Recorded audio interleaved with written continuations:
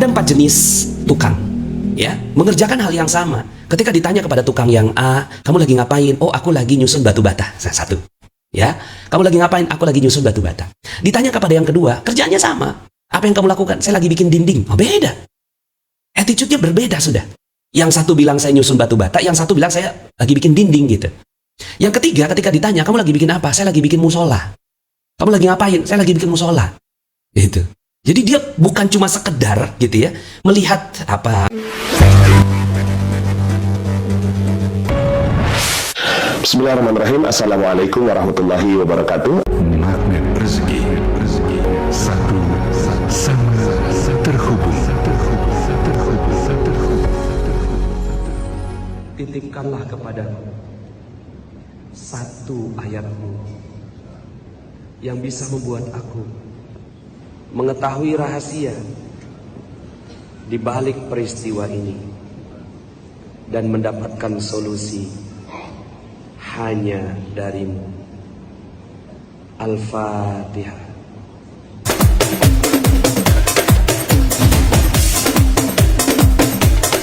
Assalamualaikum warahmatullahi wabarakatuh.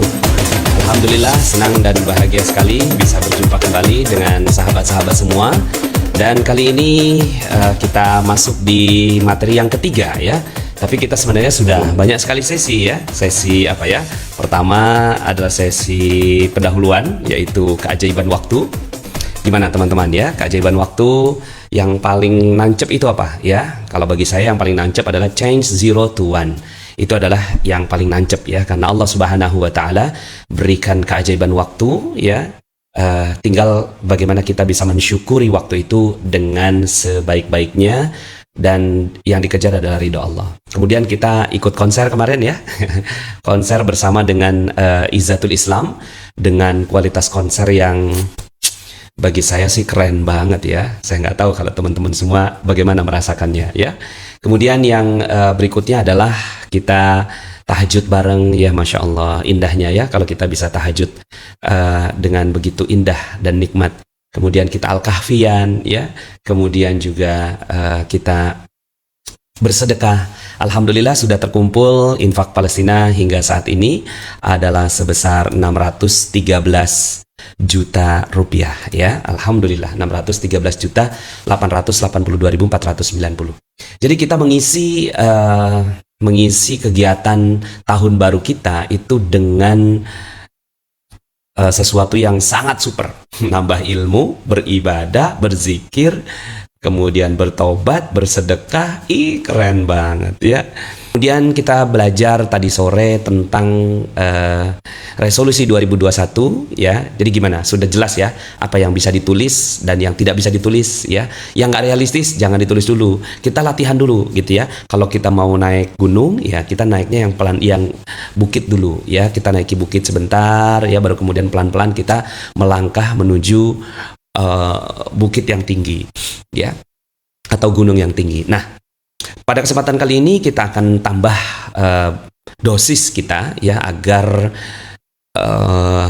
kita bisa lebih berhasil dalam menjalankan ya ilmu dari LOP ini ya. Jadi ini adalah pendalaman dari LOP, Law of Projection ya. Ilmu-ilmu yang lainnya silahkan nanti Anda dalami di Telegram di t.me/audio magnet rezeki. Di sana sudah ada berbagai macam jurus, ada 40 sekian jurus ya, 44 jurus ya.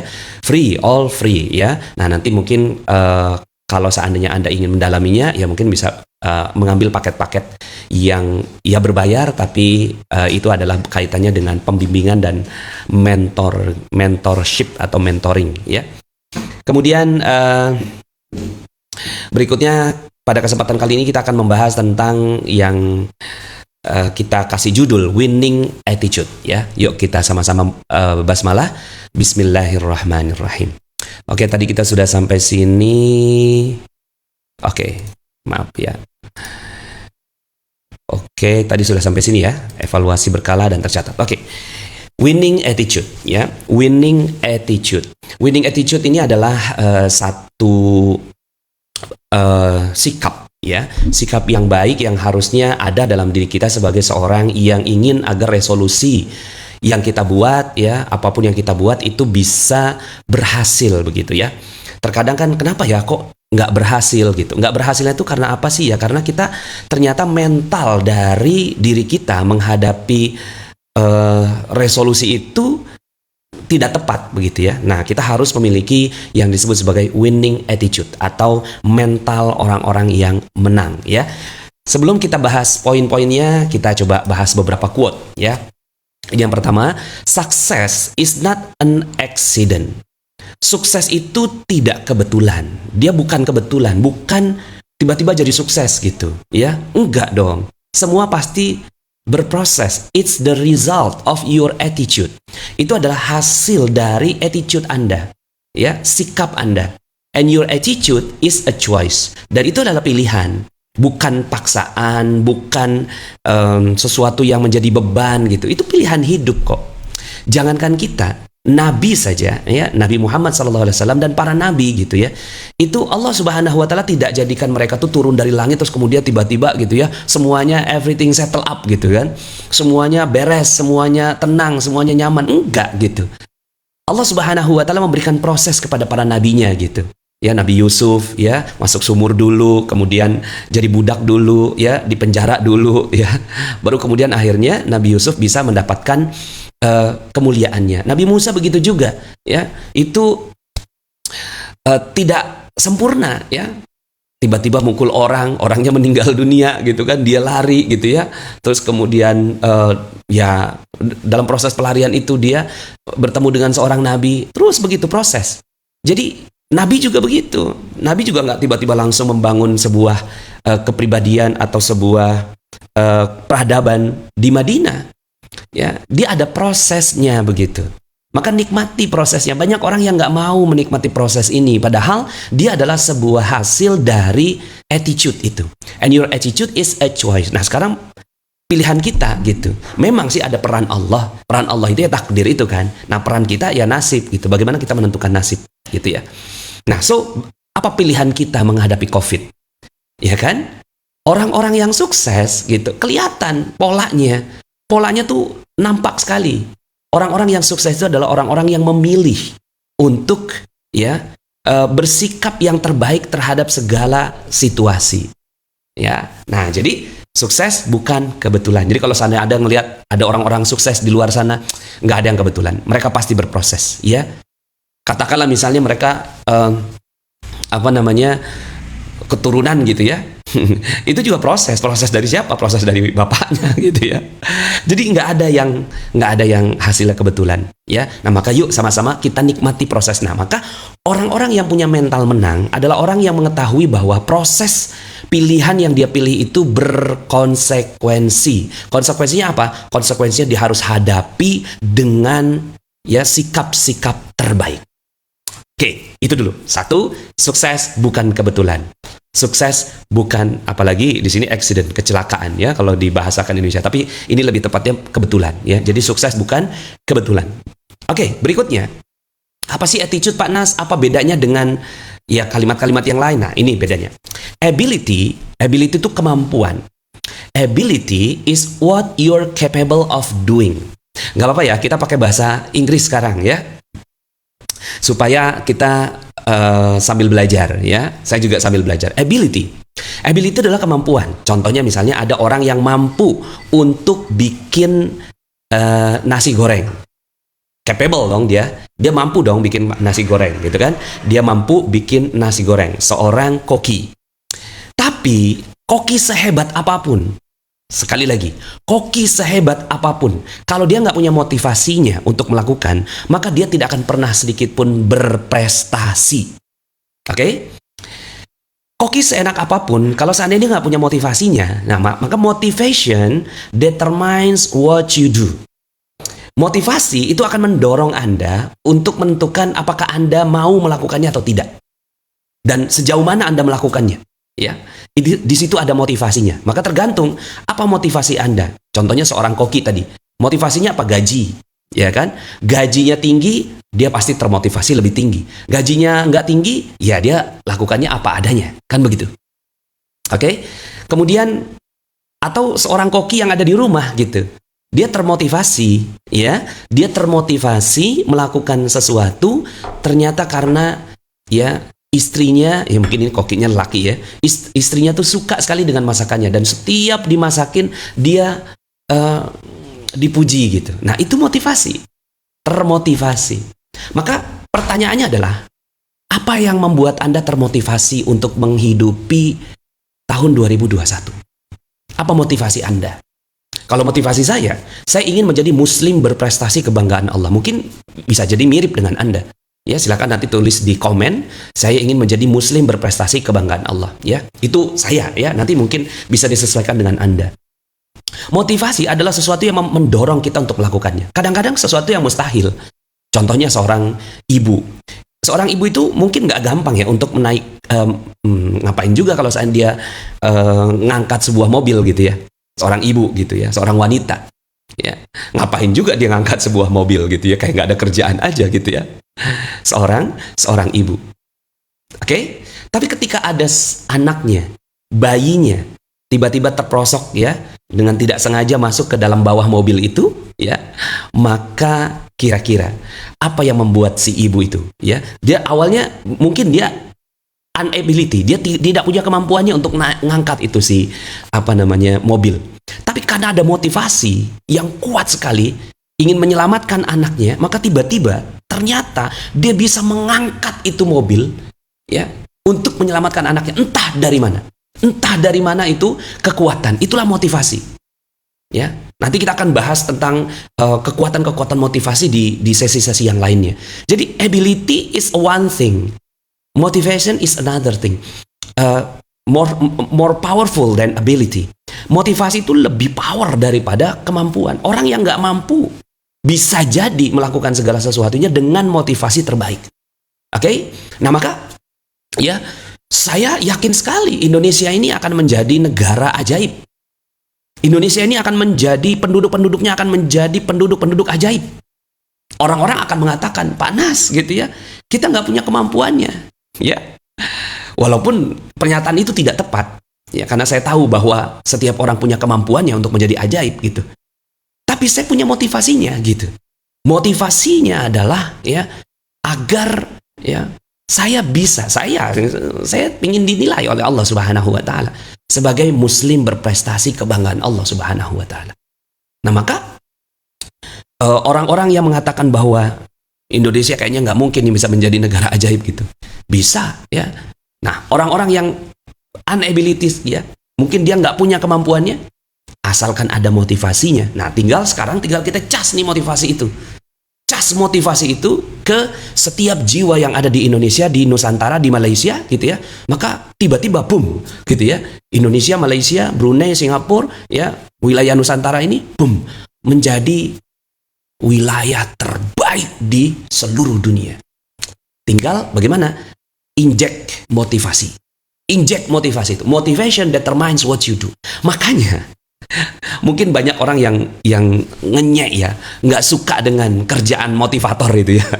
Apa motivator itu cuma ngomong doang gitu ya. Padahal kerjaan motivator itu dialah yang mendorong segala sesuatu dengan ya kekuatan motivasi, dan ada ilmunya untuk memotivasi orang yang tadinya dia nggak bisa bergerak tiba-tiba bergerak. Nah, attitude is another thing. Attitude adalah the next level. Ya, attitude determines how well you do it.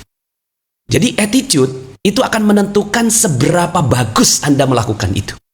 Oke? Kemampuan, mungkin bisa bikin nasi goreng.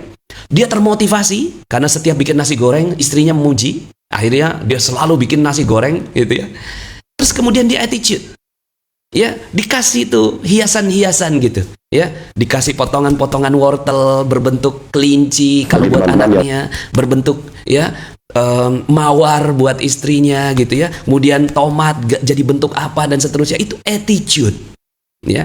Makanya kalau Anda melihat seorang koki gitu ya, kemudian menghias makanan gitu, dipuji dong, karena itu ukuran attitude-nya. Nah, attitude adalah level tertinggi dari setiap perbuatan yang kita lakukan. Ya. Nah, kalau seandainya Anda punya attitude yang bagus gitu ya, terkumpul semuanya. Nah, dengan ilmu magnet rezeki, kita tuh berharap semua orang tuh punya attitude yang terbaik gitu. Jadi, sudahlah dia punya ya kemampuan mah urusan nomor sekian, yang penting dia punya motivasi dan attitude. Wah, keren. Motivasi untuk menang dan attitude untuk menang. Dahsyat. Oke?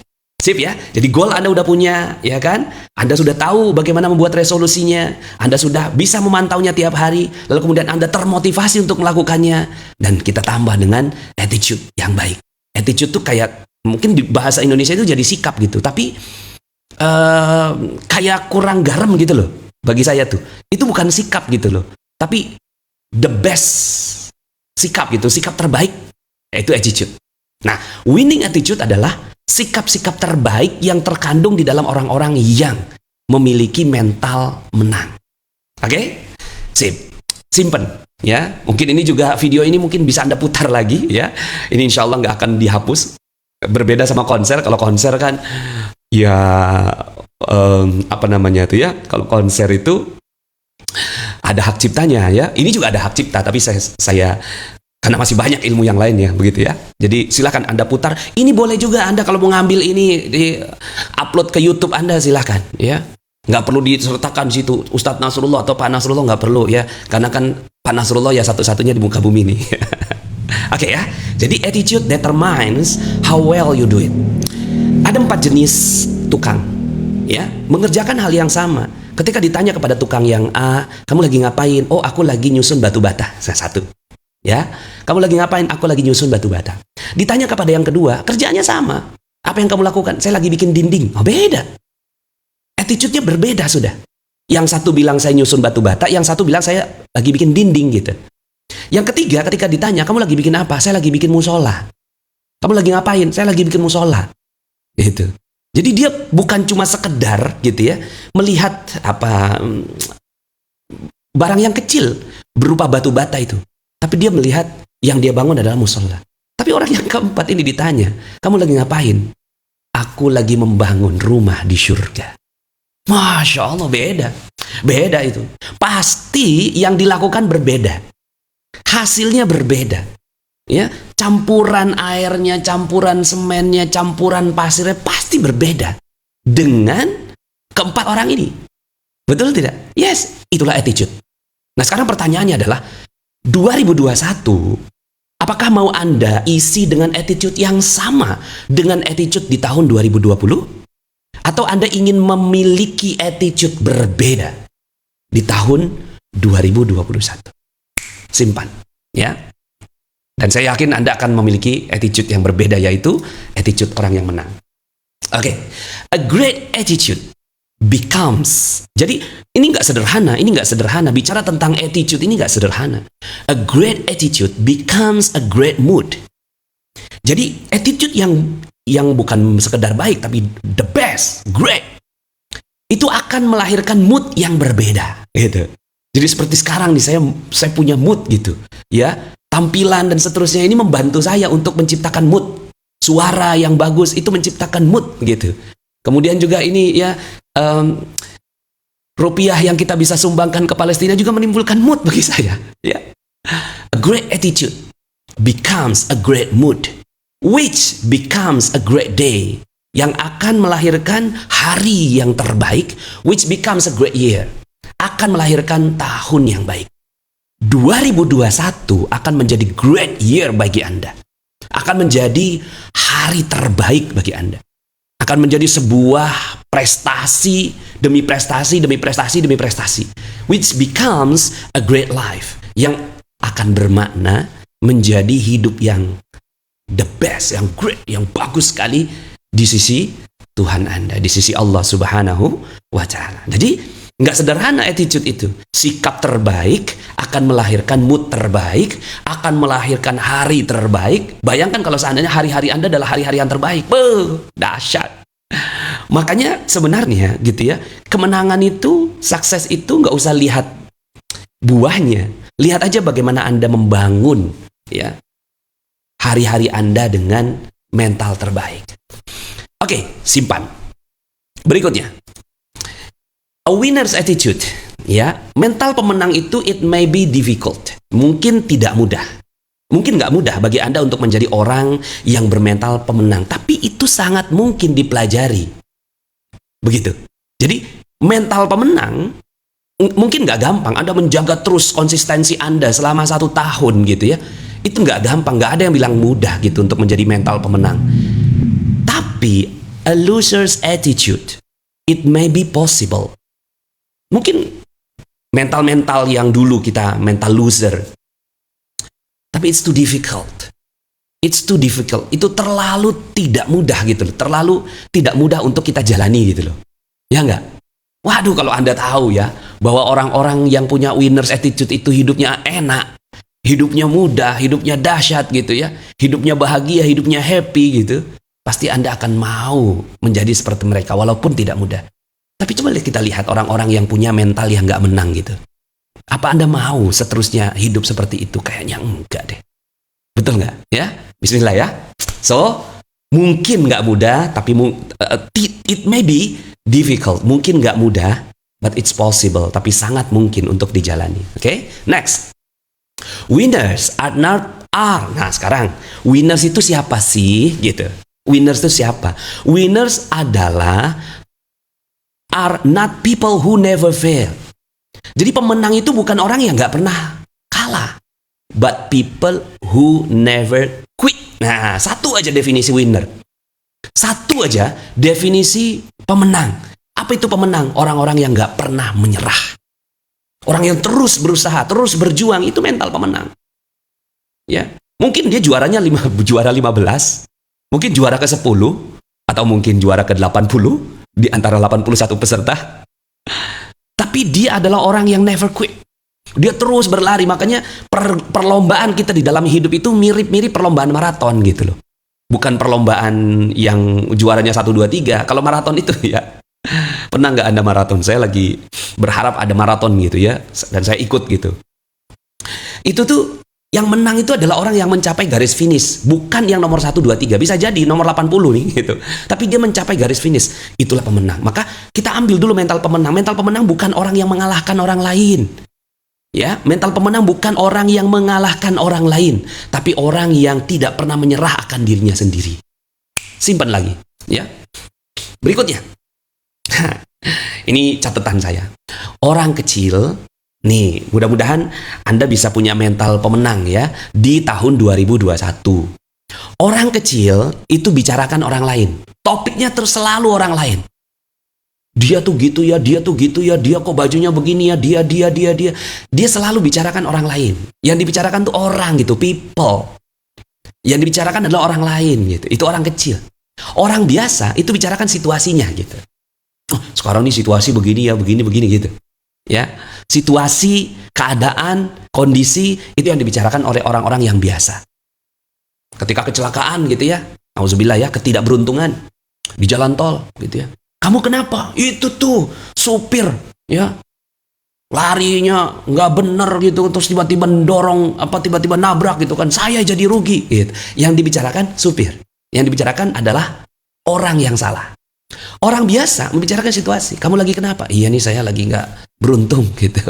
Ya, ini keadaannya tuh gini. Jadi pada saat saya ini ya, pada saat saya maju gitu, si supir nih, supir saya maju, terus kemudian tiba-tiba ada yang nyalip gitu. Dia bicarakan situasinya.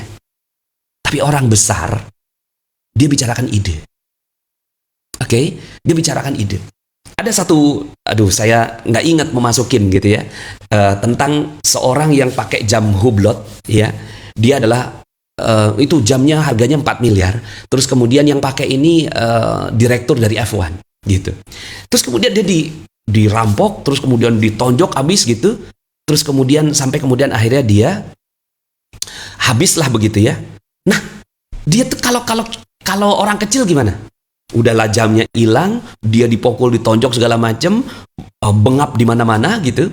Ya pasti ngomong, itu tuh ada orang yang begini gitu. Orang kecil. Orang biasa bicarakan situasi. Tapi ini siapa namanya tuh ya? Mungkin ada yang tahu, tolong diklik tolong diketik di komen. Presiden dari F1 ya. Dia bilang gini, gimana caranya supaya saya bisa mengubah keadaan ini menjadi keuntungan buat saya. Itu dahsyat loh. Dia bicarakan ide. Bagaimana caranya supaya saya menjadikan ini sebagai keuntungan bagi saya. Akhirnya apa yang dilakukan? Dia minta orang foto dia. Ya kan zaman dulu foto tuh nggak kayak sekarang gitu kan, bawa HP gitu. Itu masih dalam keadaan bengep gitu kan, datang gitu kan. Ya, jangan dirapihin dulu, biarin aja gitu kan. Terus kemudian dia minta difoto. Pada saat difoto, dia kirim foto itu jamnya udah hilang.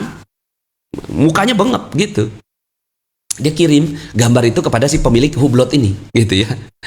Lihat apa yang bisa dilakukan oleh orang lain kepadamu, ya, kepada orang yang memiliki jam ini, gitu. Dua-duanya orang hebat, ya. Dua-duanya orang besar. Akhirnya bertemulah ini. Dijadikan sebagai bahan iklan. Jadi mukanya si presidennya itu, ya, presidennya itu dipampang gitu kan, terus kemudian di situ ditulis gitu kan, inilah yang akan terjadi kalau Anda pakai jam Hublot gitu. Bukannya orang malah takut kan, ya, malah orang jadi penasaran gitu, betapa bagusnya itu sih. Presiden V. Gentot, ya bagus, makasih ya, Gentot, ya, Gentot, ya, ini bagus banget, terima kasih ya, Gentot. Nah ini, ya, makasih, V. Gentot, ya. Nah, Presiden F1 Gentot. Nah, itu orang besar. Orang besar tuh bicarakan ide. Nah, sekarang pertanyaannya, COVID-19 gitu loh. Orang kecil bicarakan ide, bicarakan menteri agama ya. Menteri sosial lah dibicarakan, menteri apalagi kesehatan lah dibicarakan lah, ya. Bicarakan macam lah, ya, bicarakan orang. Ngapain COVID bicarakan orang? Orang biasa bicarakan situasinya. Ya COVID, ya 19 begini. Dia bicarakan situasinya. Ya. Di Amerika sana begini, di sini begini. Tapi orang besar seperti Anda yang menyaksikan video ini, siap ya? Anda orang besar. Anda bicarakan ide. Apa yang bisa saya buat? Ini winning attitude.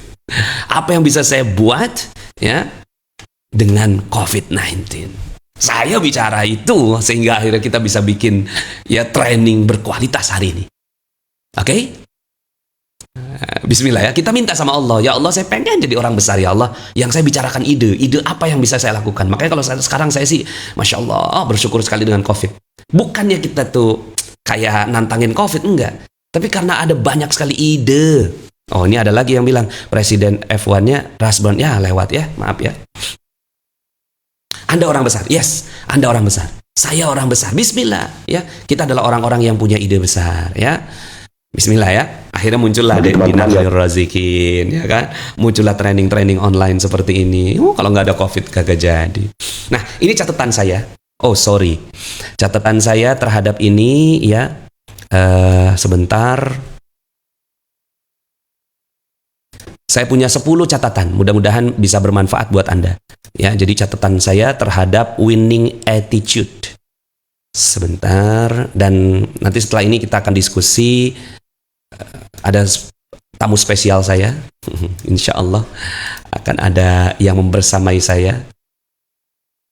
Oke, ini kita lompat ke page 27. Oke, winning attitude. Pertama, ya, menang bukan bersaing.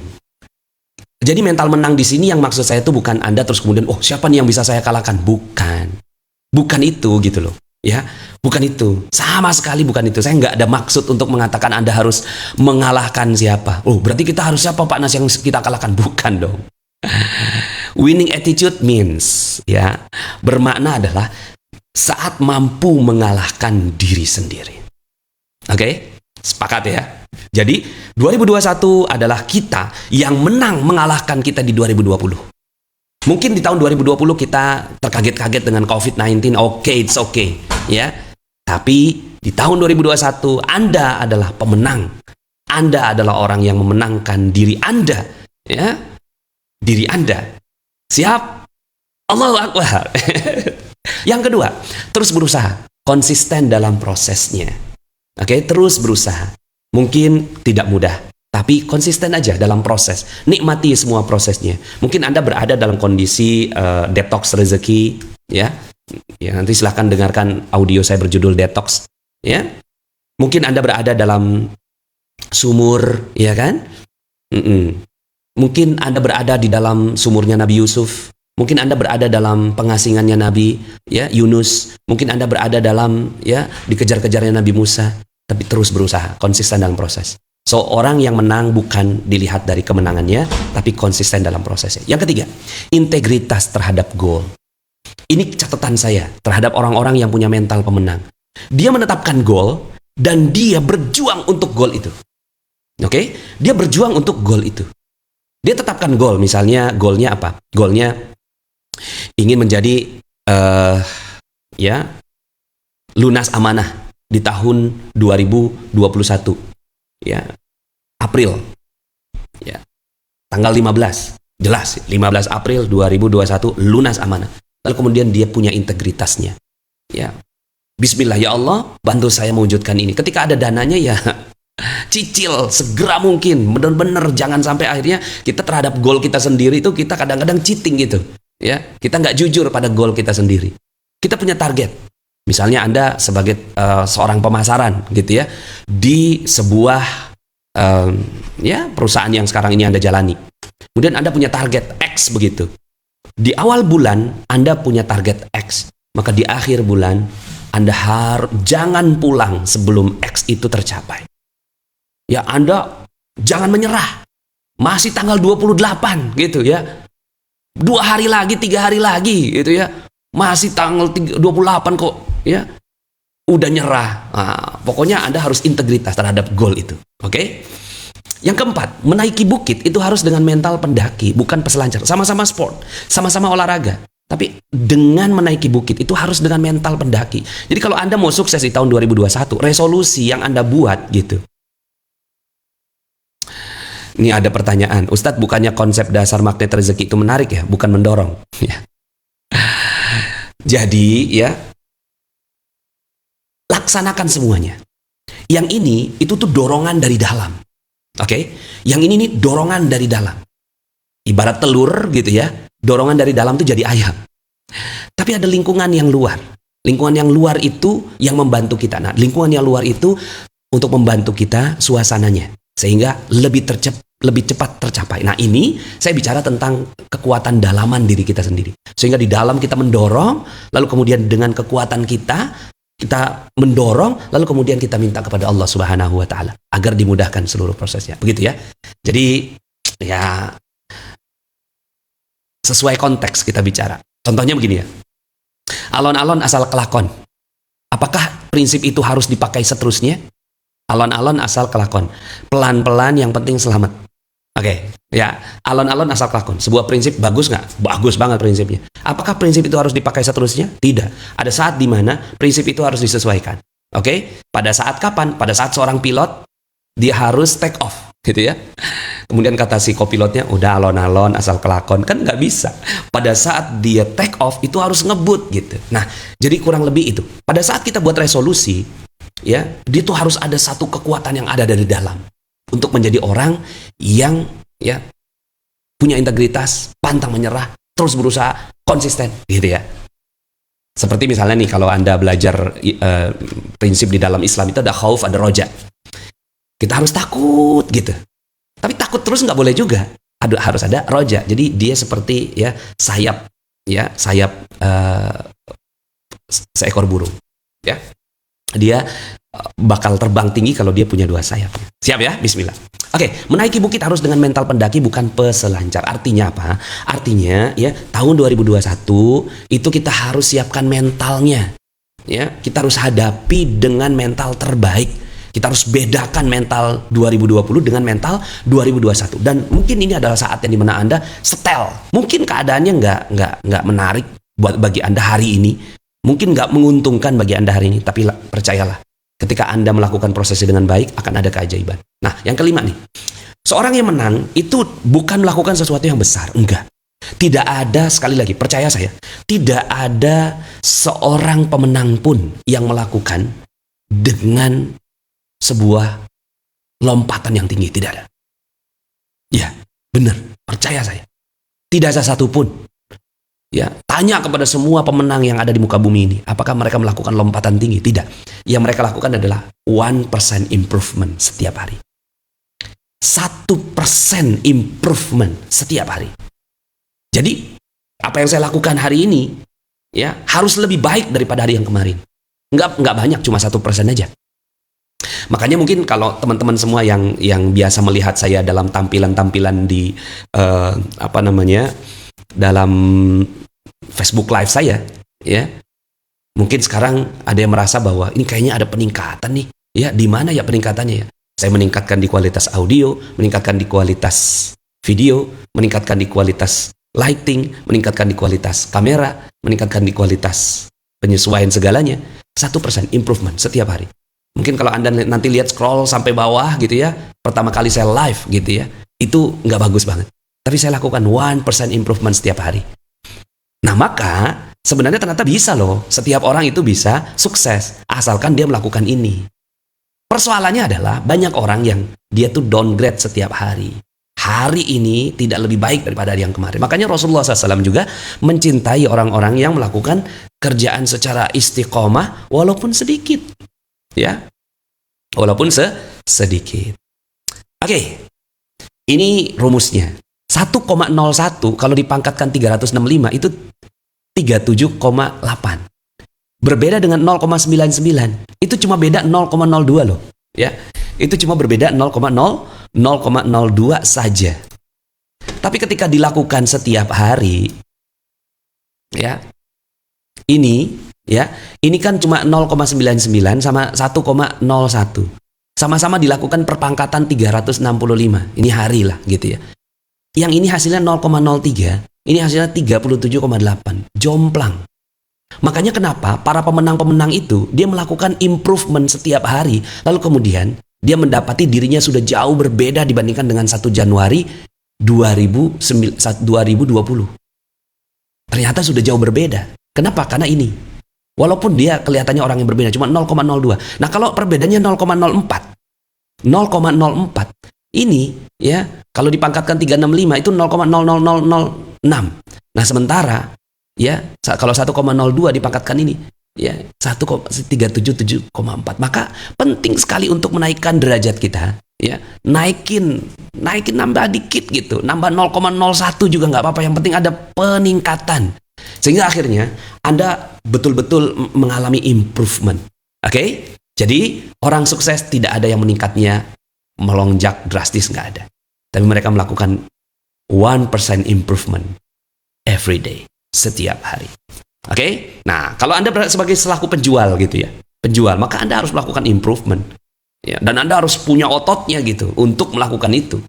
Ditambah dengan ilmu-ilmu magnet rezeki yang lainnya. Ini adalah kekuatan yang ada di dalam diri. Dikombinasikan, silahkan dikombinasikan.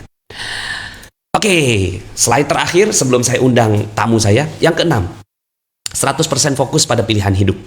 Ya, hidup itu pilihan.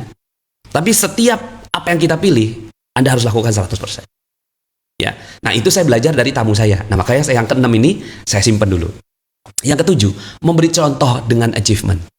Nggak usah kasih contoh dengan mulut. Ya, capek kita, ya.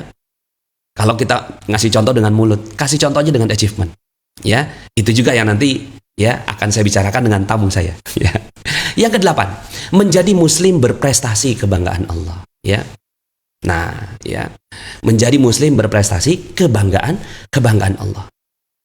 Itu moto saya. Saya tidak tahu apakah itu moto itu bisa cocok buat Anda. Bisa sesuai? Kalau sesuai, yuk sama-sama kita menjadi manusia berprestasi. Ya, ya Allah, saya pengen menjadi manusia berprestasi kebanggaan Engkau ya Allah. Ya, terserah orang mau ngomong apa, terserah bagaimana keadaannya, terserah ya Allah bagaimana COVID-19 ini. Yang penting saya ingin menjadi muslim berprestasi kebanggaan Engkau ya Allah. Di tahun 2021, saya nggak tahu caranya ya Allah. Aku minta petunjuk-Mu. Kadang-kadang kita berada dalam kondisi-kondisi yang seperti itu.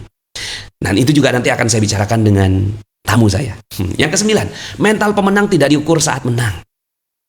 Ya, tidak diukur pada saat dia memenangkan harinya, memenangkan tahunnya. Tapi mental pemenang itu terlihat pada saat prosesnya. So, nikmati proses, hargai proses, ya, dan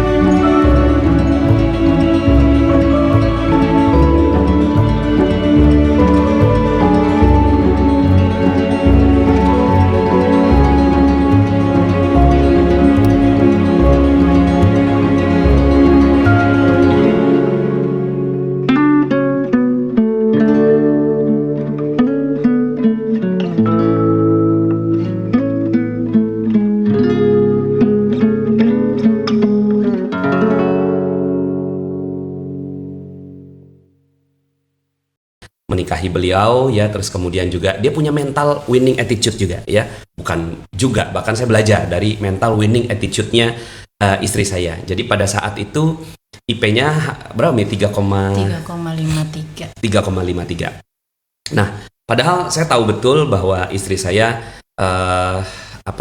aktif di banyak sekali kegiatan pada saat itu ya, di kampus. Terus kemudian ya IP saya cuma 2,78 begitu ya. Tapi tertulisnya 2,74 gitu.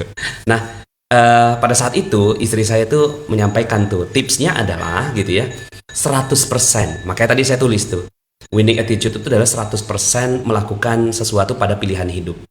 Ya, nah boleh nggak Mi dijelasin ke teman-teman gitu ya. Nah ini juga untuk mendukung bagi peserta kita yang wanita gitu ya, mungkin ingin dapetin insight juga dari seorang wanita yang mungkin punya mental winning attitude ya, dan kita pengen menjadi orang-orang yang menang. Nah kira-kira gimana Mi? Bisa nggak diceritain Mi? Cerita apa nih? Yang 100% pilihan hidup. Oke. Ya, agak maju dikit. Oke, dari mulai mana ya? Jadi kalau ditanya tentang prestasi gitu ya, misalkan prestasi sekolah ya, prestasi sekolah. Jadi memang kebetulan saya punya ayah yang cukup visioner gitu ya, jadi mendidik saya tuh untuk punya goal gitu. Jadi dari kecil itu memang sudah dididik untuk punya goal gitu ya. Makanya dari SD, SMP gitu kan, kemudian SMA itu saya biasa ranking lah gitu ya, biasa peringkat. Ya, kalau waktu pas Pak Anas tanya gitu ya, kenapa kok bisa gitu, cum laude gitu kan. Waktu itu saya kan cum laude di kimia ya, di kimia UI. Mungkin banyak orang yang berpikir bahwa nggak mudah gitu ya untuk bisa cum laude di kimia UI gitu. Terus terang teman-teman, saya sendiri ya, karena saya terbiasa untuk membuat goal, saya terbiasa untuk membuat rencana. Itu ketika saya masuk kampus ya, itu memang sudah tertulis gitu. Saya sudah punya goal, saya ingin cum laude gitu. Itu dulu. Dari awal. Dari awal gitu. Jadi nggak ada tuh. Jadi dari awal udah tertulis gitu, lulus dengan cum laude gitu, kayak gitu. Nah, terus kemudian ada juga goal lulus 4 tahun, tapi itu agak sedikit meleset karena lulusnya kemudian 4,5 tahun gitu. Yeah. Seperti itu gitu ya. Nah, terus kemudian juga setiap awal semester ya teman-teman, setiap awal semester itu saya selalu membuat rencana IPK. Jadi rencana IP gitu ya. Misalnya nih saya tahu saya punya mata kuliah A, B, C, D, E gitu ya. Terus kemudian di tengah perjalanan sih sambil saya coba evaluasi gitu ya. Saya mau semester ini tuh saya mau punya IP berapa gitu. Saya tulis gitu kan, yang ini kayak nilainya mau A, yang ini nilainya misalnya B+. Jadi dari awal tuh udah ada rencana ya? Iya, udah ada rencana. Ada rencana yang ini mau jadi apa gitu. Iya. Jadi dari awal tuh udah punya lah gitu ya. Nanti itu bisa dievaluasi itu. Ternyata kok yang mata kuliah ini kayaknya agak nggak gampang nih gitu. Oke lah, agak diturunin sedikit gitu kan. Jadi memang kalau yang namanya goal itu kan bisa kita evaluasi gitu ya, seperti itu gitu. Oh ya, ini penting nih teman-teman ya. Pada saat kita awal goal, di tengah perjalanan kita evaluasi. Ya, kita sesuaikan dengan kondisi kita. Tapi awal goal itu benar-benar harus perfect gitu ya, perfect. Nah di tengah perjalanan kita evaluasi terus begitu ya. Iya. Karena bagi saya gini. Ini sekalian gitu. Ini yang menghadiri juga ada dari teman-teman anak-anak atau adik-adik dari SDIT Azkia ya. Jadi sekalian untuk bicara tentang bagaimana bisa berprestasi gitu ya, insya Allah ya. Iya. Jadi sampai mana tuh ya? Menentukan di awal jadi apa. Ya, jadi kan udah diperkirakan lah gitu ya, seperti itu sudah diperkirakan. Nah, terus kemudian tantangannya itu adalah bagaimana menjaga semangatnya tuh, gitu ya kan, gitu. Jadi sementara di kampus itu kuliah padat, kemudian juga aktivitas juga padat gitu ya.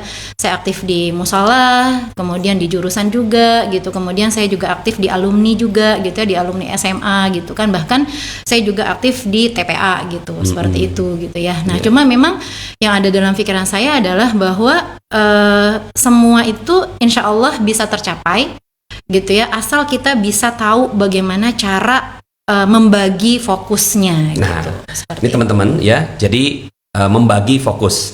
Nah, saya yang waktu itu nggak berhasil itu adalah ketika saya membagi fokus.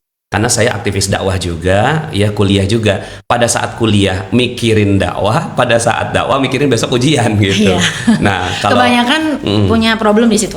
iya, Gitu. kebanyakan punya fokus Punya- yang nggak punya pas. fokus Ya. yang nggak pas gitu.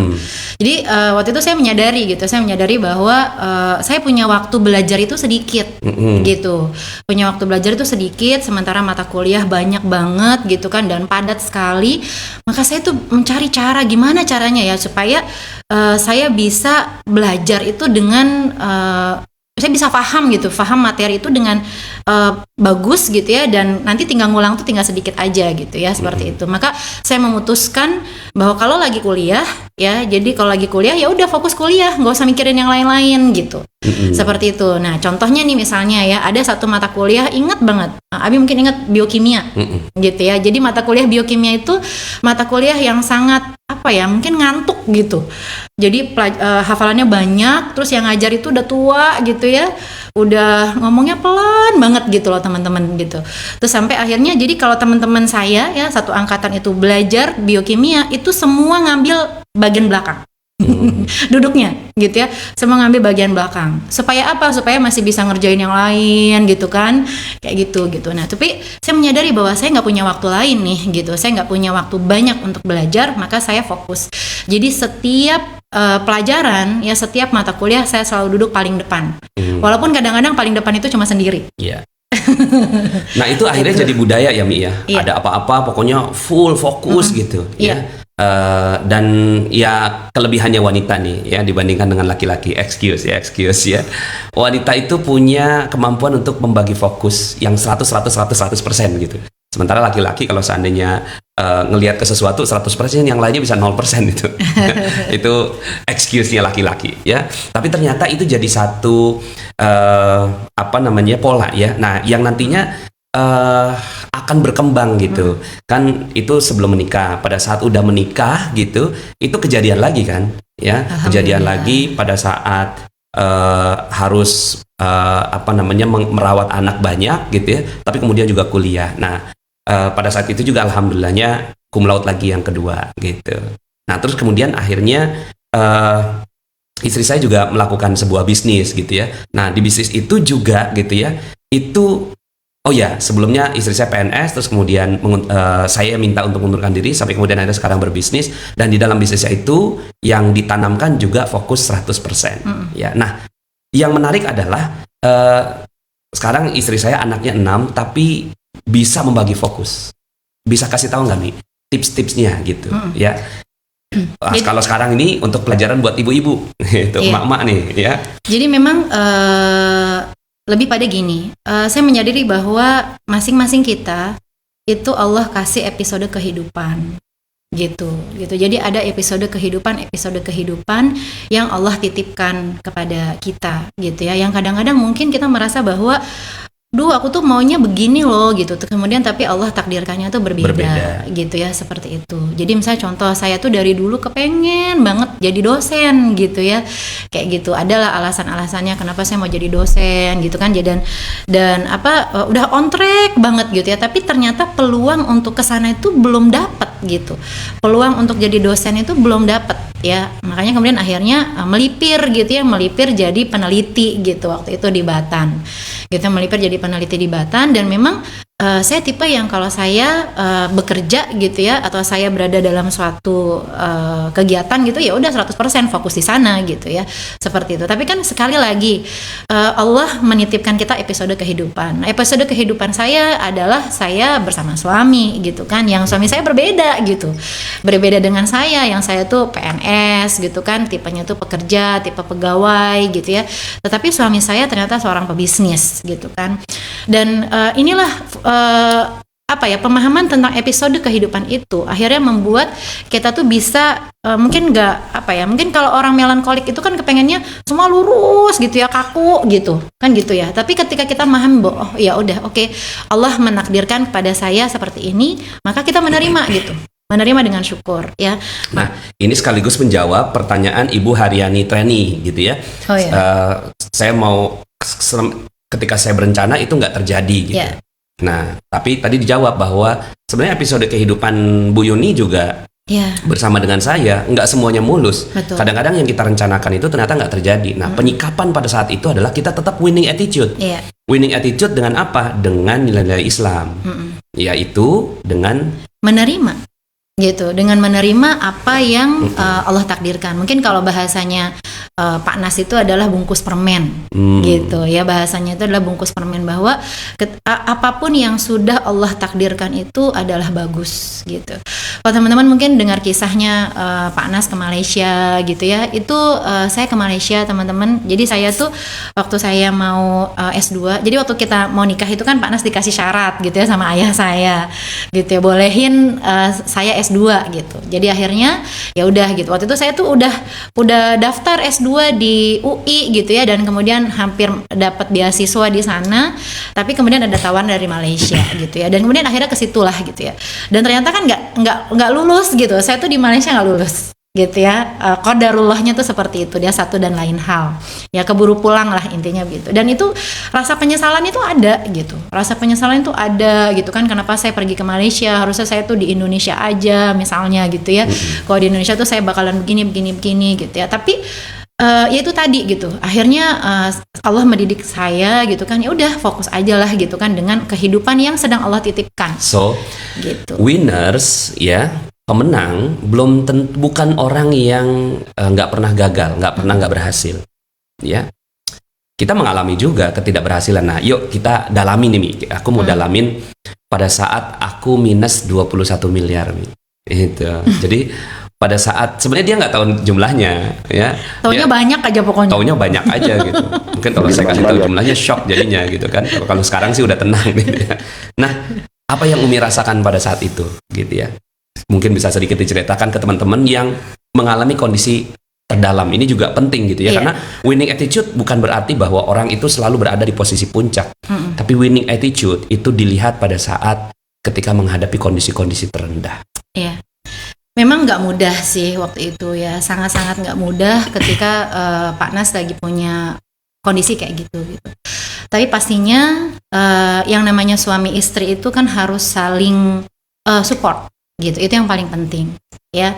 Kadang-kadang istri misalnya maunya suami dalam kondisi bagus aja gitu ya, tapi kalau lagi kondisi lagi drop, kita nggak mau nemenin misalnya, jangan sampai kayak gitu ya.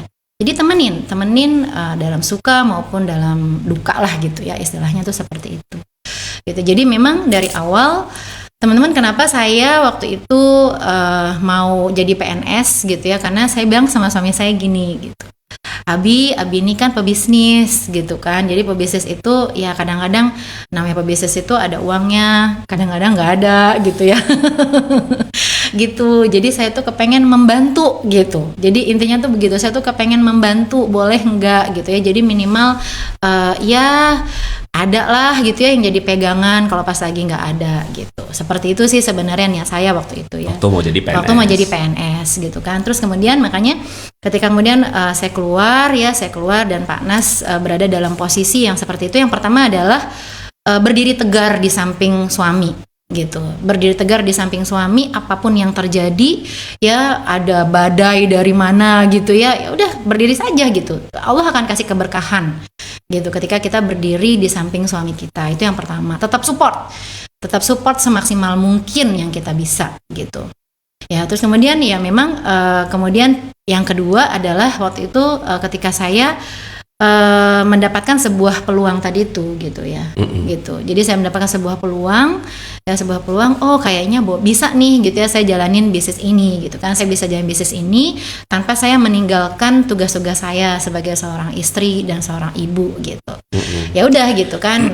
Ya udah akhirnya fokus di situ gitu. Gitu sih. Nah, jadi teman-teman semuanya mungkin kalau mau bayangkan gitu ya, 21 miliar itu kayak apa, itu kayak air bah gitu ya. Air bah, kitanya nggak punya perlindungan gitu ya. Ya kita cuma berharap ada kayu, ada apa gitu ya yang melindungi kita gitu ya. Nah pada saat itu debt collector datang berjilid-jilid gitu. Ada satu episode di mana istri saya pada saat itu nelpon saya gitu. Jangan pulang ke rumah karena di sini ada debt collector. Bisa nggak Bi diceritain Bi? Biar jadi inspirasi buat teman-teman. Iya, waktu itu apa ya? Itu lagi hamil tua Iya. ya. Itu tuh Pak Nas tuh ya, handphonenya tuh SMS-nya dulu nggak ada WA ya. Mungkin kalau ada WA lebih banyak lagi tagihan kayaknya gitu ya. Cuma ada SMS, jadi ada BB, waktu itu BBM kalau nggak salah ya. BBM kemudian ada SMS gitu kan. Itu seluruh isi SMS saya tuh tagihan gitu. Terus setiap hari itu ada aja yang ngebel gitu kan. Ada yang ngebel, nagih gitu. Itu ada kalanya gitu, ada kalanya saya nggak kuat gitu, ada kalanya juga gitu ya nggak kuat gitu kan, aduh tolong deh kalau ada yang ngebel cari Pak Nas gitu ya, bilang nggak ada, cari saya bilang aja juga nggak ada, saya bilang gitu sama Mbak yang bantu gitu kan, saking kalau saya lagi nggak kuat gitu, nggak kuat untuk menangani itu gitu ya. Tapi ya bismillah, sambil saya mencoba melihat suami saya gitu kan, oh ya dia berdiri tegar gitu, maka saya juga harus bisa bantu lah istilahnya gitu ya. Jadi waktu itu sore-sore gitu kan, sore-sore itu saya lihat kok ada banyak orang-orang punten banget gitu ya, Ambon gitu ya di depan rumah gitu kan. Terus kemudian mereka tuh kayak sangar-sangar gitu, ya Allah gitu ya, mereka tuh mau cari suami saya gitu ya. Ketika saya cari tahu ini tentang apa nih, oh ada satu investor yang mau nagih gitu kan, tapi nagihnya tuh caranya kayak gitu. Ya udah saya telepon suami saya bilang Abi jangan pulang ya, Abi jangan pulang karena di rumah lagi kondisi yang seperti itu gitu ya. Ya udah tuh saya udah akhirnya alhamdulillah lah gitu ya, kemudian akhirnya mereka juga bisa teratasi lah gitu. Ada juga yang lain gitu, ada juga yang lain tuh dari waktu itu dari bank ya, dari bank gitu kan, dari bank, cuma dia bawanya cuma satu orang gitu. Jadi dia datang gitu kan dari bank, tuh saya hadapi gitu kan, oke, saya bilang Pak Nas lagi nggak ada, ini tentang apa, oh ya Pak Nas menunggak sekian lah gitu kan, oh, oke gitu. Terus akhirnya saya hadapi gitu, terus saya bilang kenapa Bapak bawa orang ini gitu kan, maksudnya tuh si debt collector yang sangar itu gitu ya, toh juga ini bisa kita bicarakan dengan baik-baik, saya bilang gitu. Kayak gitu sih gitu teman-teman gitu. Jadi intinya adalah ya hadapi aja gitu ya, hadapi aja. Karena gini, sekarang ini faktanya ya, ada COVID, ada usaha yang nggak berhasil dan seterusnya, itu banyak istri yang minta cerai gitu. Dan juga ya akhirnya suaminya juga lagi nggak ada nafkah begitu, Lagi dan nggak ada kemudian daya gitu. lagi nggak ada daya gitu. Nah Umi bisa nggak kasih motivasi buat tahun 2021 ini gitu ya, karena kan banyak orang yang sekarang ini menghadapi tahun 2021 dengan deg-degan sebenarnya, karena kebijakan-kebijakan pelonggaran dari perbankan itu juga sudah mulai ditarik nantinya gitu ya. Nah akan terjadi apa nanti di tahun 2021? Nah kita pengen sekali bahwa masyarakat yang ada gitu ya, terutama yang menonton video ini adalah manusia-manusia tegar gitu ya, menghadapi segala sesuatunya dengan baik. Nah Umi bisa nggak kasih sedikit? Iya. Jadi ya pernikahan kita tuh kan komitmen sama Allah ya gitu. Jadi pernikahan tuh bukan sekedar janji kita berdua, tapi juga janji ke Allah, yang janjinya itu setara dengan janjinya para nabi gitu ya. Itu yang saya selalu ingat gitu, karena itu nasihat pernikahan kami gitu. Jadi apapun yang terjadi ya tetap aja gitu ya support suami. Karena gini, saya selalu merasa bahwa rezeki keluarga ya, ini mungkin sebagian orang mungkin bisa jadi nggak sepakat dengan saya ya. Saya pikir gini, rezeki keluarga itu satu gitu, entah itu dikasih lewat suami, entah itu dikasih lewat istri gitu. Kadang-kadang kalau kita pengennya sih dikasih lewat suami gitu ya, karena suami kepala keluarga gitu, terus kemudian ya udah sepantasnya lah gitu. Tetapi bisa jadi Allah kasih lebih itu buat lewat istri, tetapi untuk keluarga itu gitu, untuk keluarga ya. Jadi bukan juga misalnya nih sang suami misalnya gajinya cuma sekian, sang istri misalnya 10 kali lipat daripada gaji suaminya misalnya. Kemudian sang istri pantas gitu ya untuk bersikap tidak baik kepada suami, kemudian bersikap ya nggak sopan gitu ya, nggak menghargai suami, itu nggak bisa sama sekali kayak gitu. Karena yang mengizinkan gitu, yang mengizinkan sang istri untuk bekerja itu suami gitu, dan yang mengizinkan sang istri kemudian untuk mendapatkan income seperti itu tuh Allah gitu. Jadi bukan karena usaha dan daya upaya kita ansih gitu kan pribadi, terus kemudian kita bisa dapetin itu gitu. Jadi ada titipan rezeki buat keluarga kita Nah, tapi mungkin pada saat itu gitu ya, itu dititipkannya tuh lewat istri. Dan kita tidak pernah tahu kapan ya itu situasi itu bisa berbalik gitu ya. Ada yang namanya ibaratnya kan malam itu dipergilirkan dengan siang gitu ya. Nah, kita selalu support suami, insya Allah gitu. Insya Allah suatu saat gitu kan suami kita juga akan bersinar kembali gitu. Ada saat-saat di mana saya mengandalkan gaji istri gitu ya. Pertama ketika di Malaysia, yang kedua ketika pertama-tama awal-awal beliau menjadi PNS, dan yang ketiga adalah ketika minus 21 miliar itu. Pada saat itu ya, jadi tiga keadaan gitu ya saya mengandalkan gaji istri. Dan pada saat itu ya saya bersyukur karena kita dibekali dengan ilmu agama yang cukup ya, bahwa yang harus dibela itu bukan apa-apa, tapi yang harus dibela itu adalah keluarga, itu hubungan yang, dan kita juga nggak pernah ya ngomong ke keluarga, ke orang tua nggak ya, pernah untuk urusan keuangan dan seterusnya. Iya. Ya.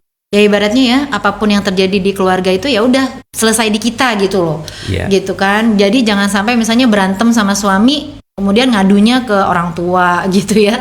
Nanti orang tuanya masih bete sama suami kita, kitanya udah baikan lagi gitu ya, seperti itu. Nah, jadi simpen semuanya, simpen di sini aja ya. Diceritain di sini nggak apa-apa gitu ya, tapi nggak usah diceritakan ke orang, dan ceritakan aja ke Allah Subhanahu wa taala ya. Nah, Tadi untuk yang apa namanya jalanin bisnis tapi punya 6 anak. iya, itu. Gitu. Ya. Oke, jadi sebenarnya lebih pada gini. Masing-masing kita, saya selalu berpikir bahwa kita bisa membagi waktu asal kita tahu bahwa sesuatu itu penting, gitu. Jadi ketika sesuatu itu kita rasa nggak penting, itu pasti kita akan skip, gitu. Ini nggak penting, ya maka saya nggak mau fokus ke situ, gitu. Seperti itu, gitu.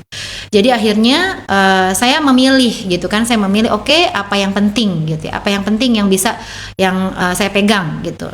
Nah, misalnya gitu ya, pendidikan anak itu penting.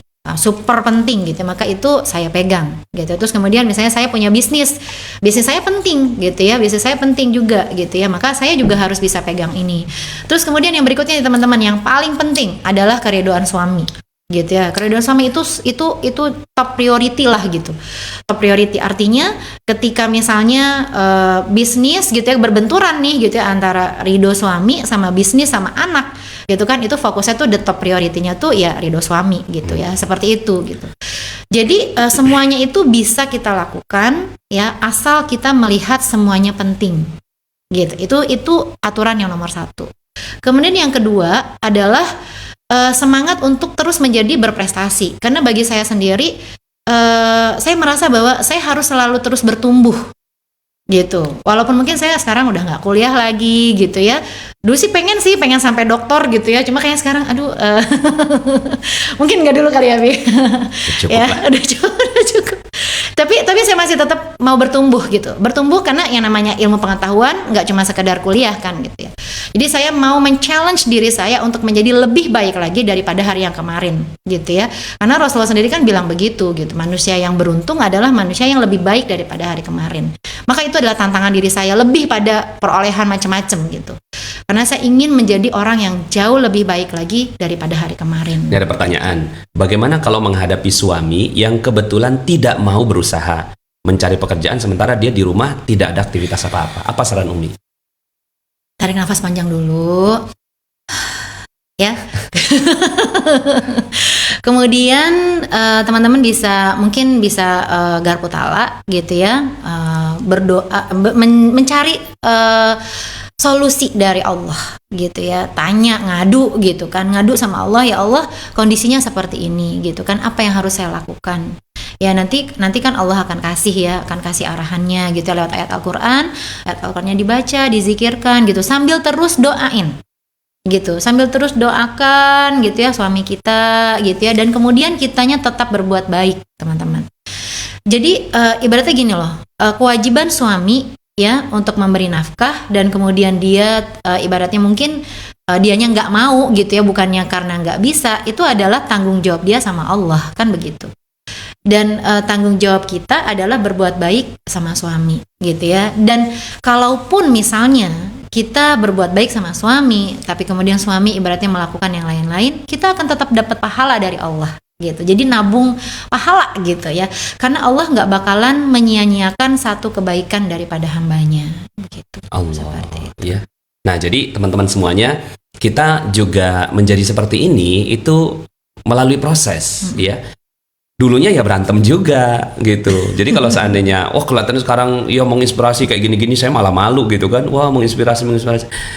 Ya kita juga proses, berantem juga gitu ya. Kadang-kadang marah-marahan beberapa hari gitu ya. Dulu ya, Bi? Dulu. Ya, saya malu lah kalau seandainya mau nginget masa dulu. Kayaknya dulu saya tuh loser attitude gitu kan. Saya memiliki sikap-sikap Sama orang sih yang aku. nggak menang gitu. Nah, tapi ada satu tools yang kita rasakan membuat kita tuh adem. Ya, yang tadi udah disebut sama Bu Yuni gitu ya, bahwa ketika ada apa-apa kita akhirnya mengandalkan Garpu Tala, gitu ya, mengandalkan Garpu Tala untuk menjadi penengah di antara kita. Awalnya gitu ya, ketika saya memperkenalkan metode Garpu Tala ini kepada istri gitu ya, sebenarnya sih awalnya juga kita mengalami proses itu bareng-bareng, karena yang ibu dari Solo itu yang pertama kali SMS ke BBM ke istri dulu, baru kemudian saya yang handle. Nah, tapi di kemudian hari yang mendalami ilmu Garpu Tala tuh saya. Ya, mendalami gitu kan, lebih dalam, sampai kemudian akhirnya Mi, coba deh Garpu Tala gitu. Nah, cuma awal-awal Garpu Tala itu istri saya selalu dapetin ayat-ayat yang azab gitu. Boleh nggak Mi diceritakan? Sampai akhirnya kapok Garpu Tala gitu, nggak mau Garpu Tala gitu ya. Nah, itu dulu diceritain, baru kemudian kita ngomongin yang enaknya. Iya, jadi apa ya? Saya waktu awal-awal gitu ya disuruh sama suami saya untuk udah Garpu Tala aja gitu kan, Garpu Tala. Duh, apa sih gitu ya? Nggak usah Garpu Tala, napa saya bilang gitu kan. Jadi sebenarnya teman-teman ya, apa ya? Saya kadang-kadang tuh suka, ya Allah kenapa nggak dari awal gitu kan, kenapa nggak dari awal nih nurutin gitu ya, nurutin suami gitu. Jadi memang karena ayat yang selalu saya dapetin itu kok ayatnya nggak bagus sih gitu ya, udah males lagi saya Garpu Tala gitu. Sampai kemudian akhirnya suami saya bilang gitu ya, ketika kita membuka Al-Quran itu maka fokusnya itu ke diri kita dan menerima gitu ya, terima apa yang Allah kasih gitu kan. Kalaupun misalnya di situ ayatnya ayat-ayat yang azab gitu ya, ya berarti itu adalah nasihat gitu kan buat diri kita gitu ya, seperti itu. Dan yakini gitu ya, yakini bahwa setiap ayat yang kita buka itu tepat gitu. Dan teman-teman, Masya Allah ya, saya merasakan bahwa kehidupan kami itu lebih tenang, jauh lebih tenang ketika kita itu punya panduan gitu. Kan Al-Quran kan pedoman hidup ya. Pedoman hidupnya salah satunya adalah ya udah kalau misalkan lagi ada problem ya, lagi ada masalah apapun teman-teman, apapun. Jadi problem sama suami, problem sama anak gitu ya, kemudian problem di usaha, atau misalnya saya pernah misalnya punya problem sama hadimat saya misalnya gitu ya, asisten rumah tangga saya, itu saya buka Al-Quran gitu. Ya Allah, saya kok agak liar ya sama si hadimat yang ini gitu kan, sama mbak yang ini tuh gimana ya Allah, apa yang harus saya lakukan? Itu saya buka Quran gitu ya, seperti itu gitu. Jadi akhirnya semuanya tuh kayak punya energi tuh gitu ya, punya energi, dan itu membantu banget tuh untuk winning attitude itu ya teman-teman ya. Untuk kita menjaga kayak tadi ya, jadi prosesnya itu bagaimana sih menjaga dari goal kemudian sampai pencapaiannya, itu kan prosesnya panjang, misalkan 2021 Desember misalnya gitu ya, amin insya Allah gitu ya, sampai Desember 2021 itu kan panjang prosesnya. Nah, untuk menemani proses itu maka temani dengan Al-Quran gitu, seperti itu. So, temani dengan Al-Quran. Ini ada yang nanya, udah berapa tahun kita menikah? Berapa tahun ini ya? 2021 ini 20 berarti tahun. 20 tahun. Ya, jadi kita menikah 20 tahun. Anak kami yang pertama kuliah di UI. Insya Allah berarti dia tahun ini Farha Ya, 19 tahun. Ya, alhamdulillah hafizah. Ya, kita lagi ngejagain terus supaya dia terjaga hafalannya. Doakan Mutkin ya. Amin, insyaallah. Amin, Kita juga insyaallah. doain mudah-mudahan anak-anaknya, Bapak Ibu semuanya juga dapatkan kebaikan gitu ya dari Al-Quran. Oke, nah dalam hidup mesti berapa kali Garpu Tala? Oh, dalam hidup aja. Ya, sebenarnya ukuran Garpu Tala itu ketika kita lagi galau, lagi risau ya, lagi nggak tenang gitu ya. Nah, itu harus digarpu talakan gitu ya. Jadi ada apa-apa kita, kalau Garpu Tala udah kayak apa ya, kayak snack gitu ya. Ada apa-apa kita Garpu Tala lagi gitu ya. Karena takut juga kalau seandainya kita membiarkan kondisi ya nggak nyaman itu gitu.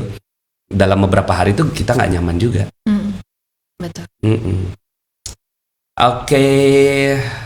Alhamdulillah ya, senang sekali bisa menemani teman-teman semua dalam proses kita untuk resolusi 2021 nih. Kalau Umi, apa Mi resolusi 2021-nya? Kita belum bikin loh. Belum bikin. Iya, jadi kita belum bikin nih, ini pengakuan. Tapi setelah ini kita mau bikin, mau serius gitu bikin tentang 2021. Nah, teman-teman kalau saat ini saya cuma kan ini rahasianya dia ya, itu kalau saya fotoin itu nomor 1 itu ridho suami 100% setiap hari. Apa Mi yang Itu winning attitude juga tuh. Jadi yang melatar belakangi goal setting ya, goal setting apa Mi yang melatar belakangi goal setting ridho suami 100% setiap hari? Jadi kan saya tuh biasa ya teman-teman ya bikin goal setting gitu. Itu udah kayak apa ya, udah dari kecil saya diajarin, yang tadi saya cerita ya. Udah dari kecil saya diajarin goal setting gitu ya. Nah, sampai kemudian dan kadang-kadang kan gini ya, kita misalkan ditanya, Umi ini enggak Abi kalau misalkan kita nanya sama suami gitu ya, Abi ridho enggak sama aku gitu ya, pasti suami kita bilang ridho gitu ya, seperti itu gitu. Cuma memang ridho suami itu nggak pernah tercatat gitu. Jadi goal itu teman-teman harus ditulis gitu. Goal itu harus ditulis gitu kan. Nah, saya menulis semua goal gitu awalnya nih gitu kan, kecuali itu tadi gitu ya, ridho suami, karena saya merasa bahwa pasti dia ridho dah gitu ya, kayak gitu, pasti ridho lah gitu kan. Dan saya selalu berpikir bahwa pasti setiap hari saya minta ridhonya gitu ya. Cuma yang namanya nggak ditulis itu suka nggak ingat gitu, kayak gitu tuh. Kalau nggak ditulis itu nggak ingat teman-teman ya. Sampai akhirnya kemudian saya ngobrol sama Pak Nas gitu ya, terus kemudian kata suami saya, Umi coba tulis gitu, ridho suami 100%. Kenapa ditulis? Aku bilang gitu ya, ngapain ditulis gitu. Loh, Umi aja kalau punya sebuah goal gitu kan, goal bisnis gitu, misalkan saya mau dapetin apa misalnya ya, jalan-jalan kemana misalnya gitu ya, itu Umi tulis gitu ya. Mau ke Moskow gitu kan, ditulis. Umi mau ke surga, masa nggak ditulis gitu. Ridho suami itu pintu surga. Itu tuh saya mikir teman-teman, ya juga ya, saya bilang iya benar benar gitu ya, saya mau ke surga kenapa nggak saya tulis gitu kan. Akhirnya itu selalu saya tulis di goal setting saya nomor 1. Dan ketika ditulis di nomor 1 ya, itu tuh jadinya ketika saya misalnya lagi kondisi agak sedikit nggak nyaman gitu ya sama Pak Nas gitu kan, sama suami saya selalu lihat goal saya. Ya Allah gitu kan, goal saya tuh 100% ridho suami gitu kan, gimana tapi nggak nyaman banget nih gitu ya, gitu ya. Udah akhirnya karena saya nggak nyaman tapi saya punya goal gitu ya, ridho suami 100%, maka saya biasanya itu sholat dan itu buka Quran gitu ya. Nah itu biasanya Allah yang langsung menyiram gitu ya, langsung menyiram dan bikin adem gitu. Ini ada pertanyaan Mi. Apa tuh? Nggak tahu Umi bisa jawab apa enggak. Tuh?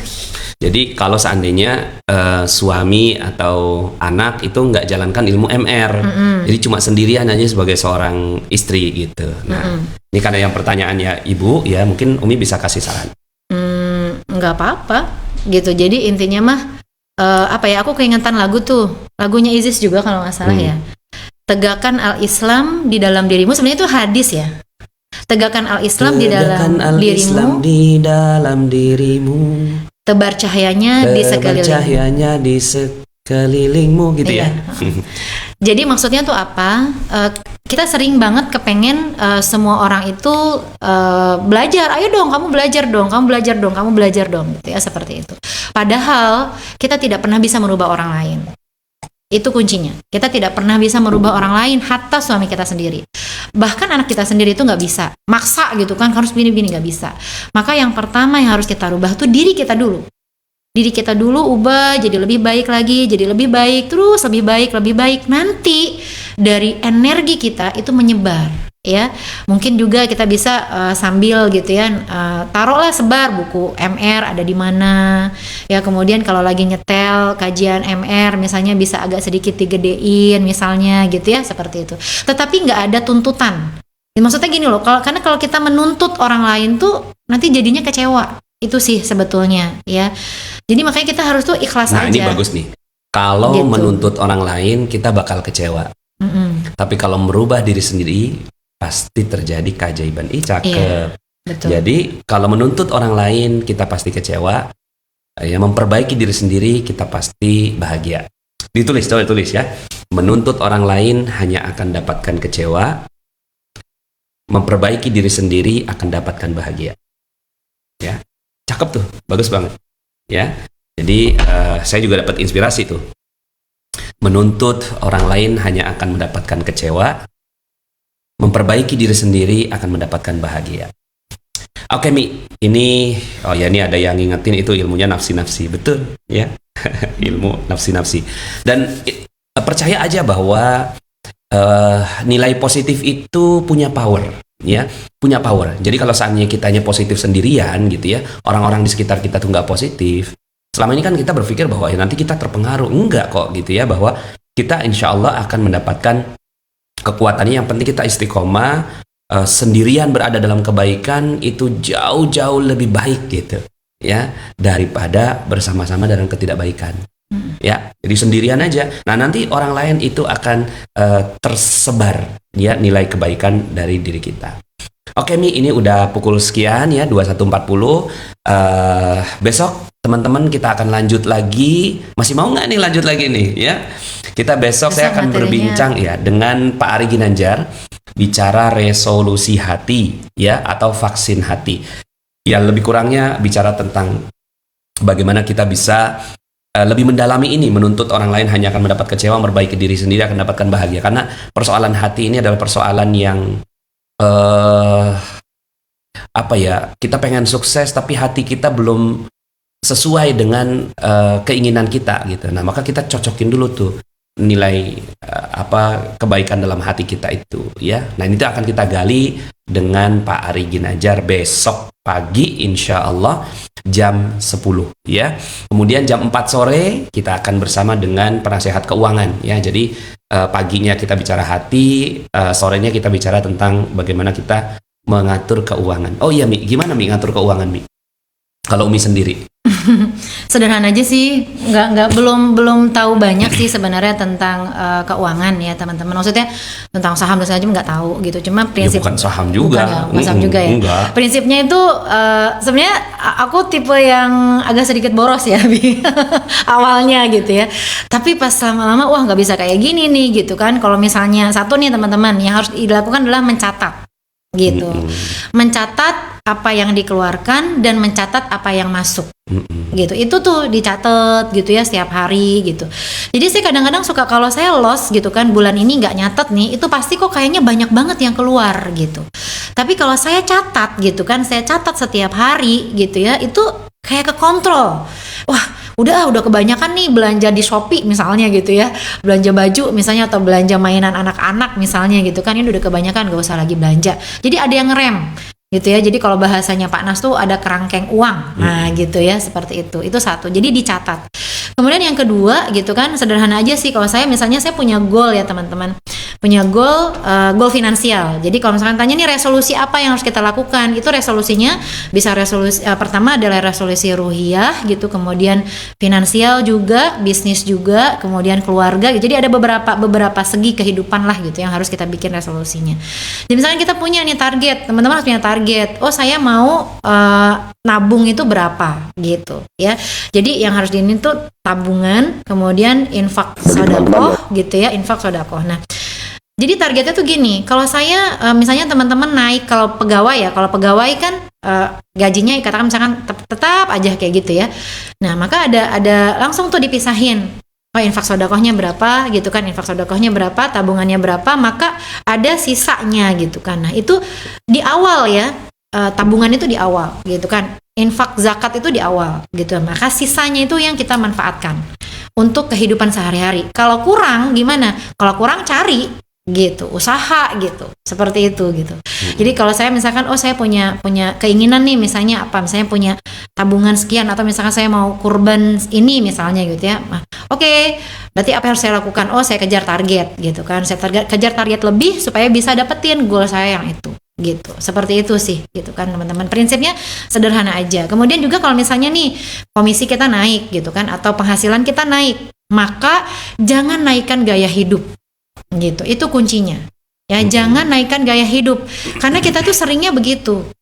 Gaji naik nih misalnya, gaji naik atau penghasilan naik gitu kan. Itu kita udah kayak berasa orang kaya banget lah gitu kan.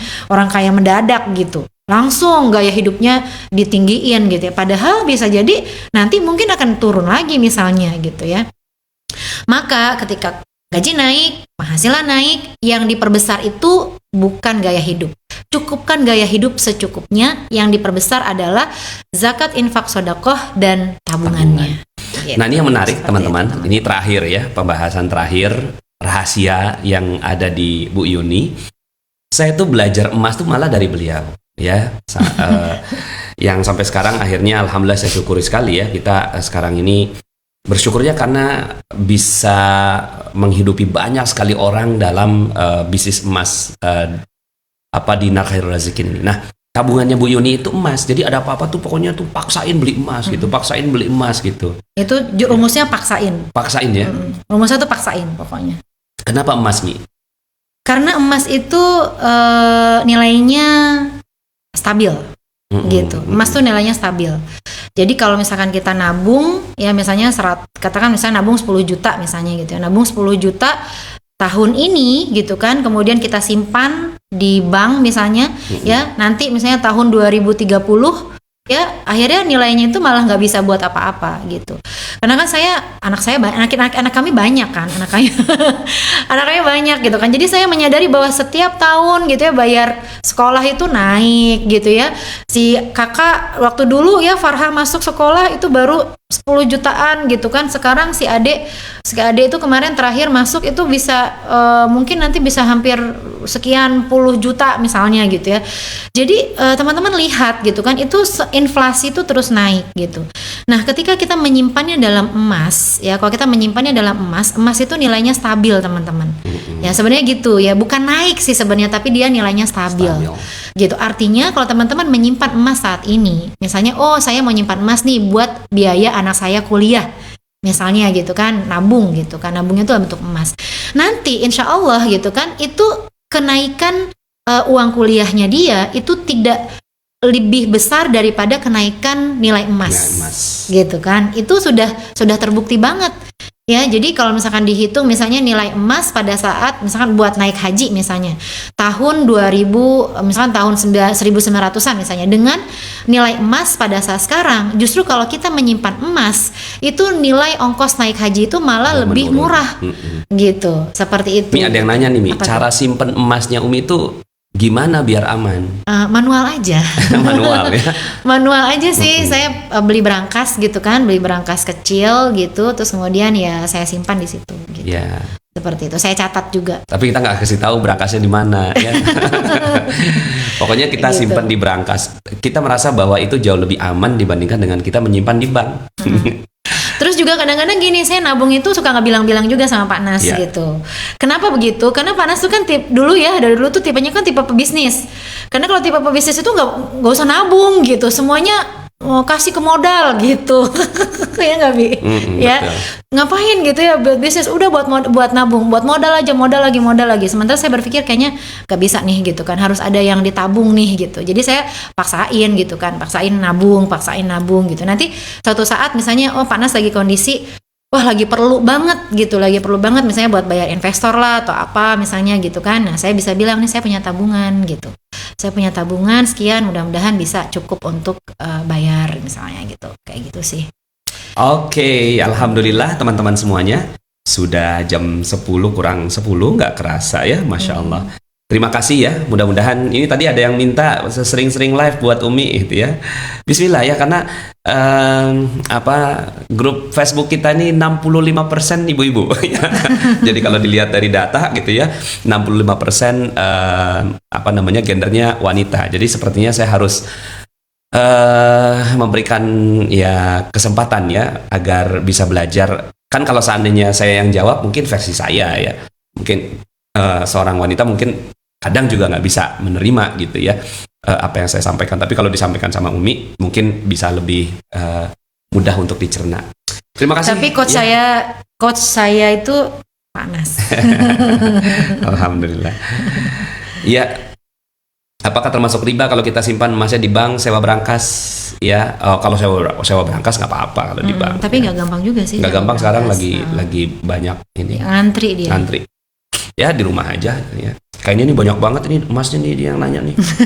Mbak Caca founder kayaknya sih emasnya 20 kilo kayaknya nih.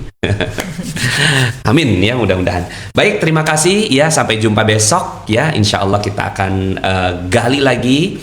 Jadi 3 hari